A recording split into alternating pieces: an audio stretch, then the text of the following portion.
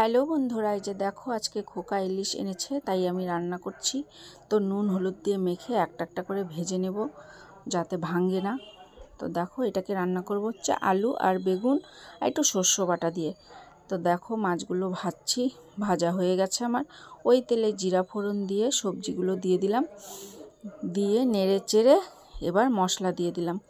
তো দেখো মশলাগুলো দিয়েছি, মশলার মধ্যে রয়েছে জিরা, লঙ্কা আর শস্য বাটা। তো খেতে ভীষণ ভালো হয়েছে আর মাছও স্বাদ ছিল। তো প্রচণ্ড তেল বেরিয়েছে দেখো। তো জল দিয়ে দিলাম, কষানো আমার হয়ে গেছে।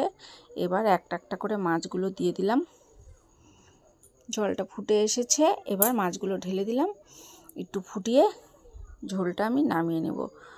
তো দেখো মাছের ঝোলটা কি সুন্দর হয়েছে। আর ইলিশ মাছ ভাজতে গেলে অল্প তেলেই হয়, কিন্তু আমি ভুলে গেছি তাই অনেকগুলো তেল দিয়ে দিয়েছিলাম। এই যে দেখো নামিয়েছি গামলায়, এখন দেখো তেলটা উপরে ভাসছে। তো আমার মাছের ঝোলটা কেমন হয়েছে একটু প্লিজ জানিও তোমরা। আমার কি ভিডিও ভালো লাগে না তোমাদের?